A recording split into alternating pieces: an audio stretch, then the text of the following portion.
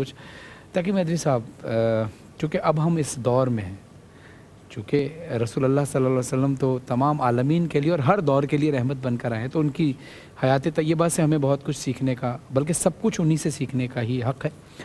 لیکن یہ بتائیے کہ آج کے دور میں، فتح مکہ میں تو ہم نے دیکھا، لیکن آج کے دور میں جو نفسا نفسی کا ایک دور ہے، اس میں اپنے دشمنوں کو اپنا دوست کیسے بنائیں؟ بسم اللہ الرحمن الرحیم۔ فتح مکہ ہی کا ہم حوالہ دیتے ہوئے اس بات کی طرف آتے ہیں کہ قرآن کریم نے جب اس فتح کا اعلان کیا ہے تو سورہ فتح یا جسے سورہ نصر کہا جاتا ہے، اس میں اس واقعے کا ذکر بھی موجود ہے۔ 3 آیتوں کا یہ سورہ ہے۔ ارشاد ہوتا ہے بسم اللہ الرحمن الرحیم، اذا جاء نصر اللہ والفتح، جب اللہ کی نصرت آ جائے اور اللہ کی جانب سے فتح آ جائے۔ یعنی بہت سارے معاملات میں تو ہم نہیں بھی جانتے ہیں کہ یہ اللہ کی طرف سے ہوا یا نہیں ہوا، یا کس طریقے سے حل ہو گیا ہے معاملہ، لیکن یہاں پر باقاعدہ پروردگار فرما رہا ہے کہ فتح مکہ میں جو نصرت ملی ہے وہ اللہ کی طرف سے ملی ہے۔ لیکن اس کے باوجود تم ہوشیار رہنا، یعنی اللہ کی طرف سے نصرت حاصل ہو جانے کے باوجود بھی انسان بے فکر نہ ہو جائے کہ اب تو اللہ کی طرف سے آ گئی ہے، اب تو ہماری جیسی چاہیں گے ویسی مرضی گزاریں گے۔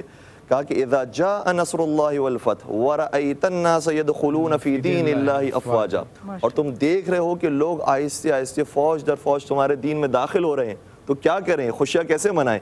فسبح بحمد ربک واستغفر، تو اللہ کے نام کی حمد بھی کرو، تسبیح بھی پڑھو اور استغفار بھی کرو۔ اللہ اکبر، انہ کان توابا، وہ بڑا معاف کرنے والا ہے۔ تو کبھی کبھار انسان کے ذہن میں آتا ہے کہ شاید مجھے گناہوں پر استغفار کرنا ہوتا ہے، لیکن کچھ چیز ایسی ہے جس میں عبادتوں پر بھی استغفار ہوتا ہے، کامیابیوں پر بھی استغفار ہوتا ہے۔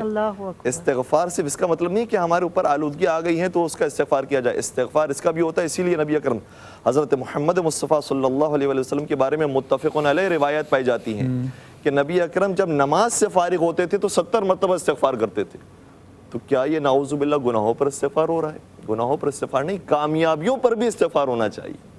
کبھی کبھار انسان جب کامیاب ہونا شروع ہوتا ہے تو بھول جاتا ہے پروردگار کو، کہا نہیں اس موقع پر بھی تمہیں یاد رکھنا ہے پروردگار کو، یہ پروردگار ہے جس نے تمہیں کامیابی دی ہے۔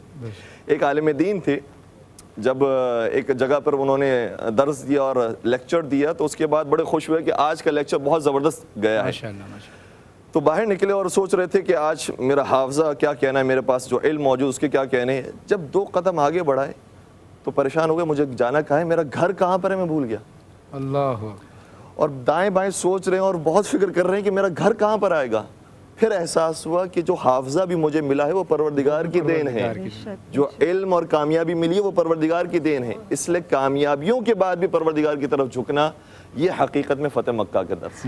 اتنی خوبصورت گفتگو کی علامہ صاحب نے۔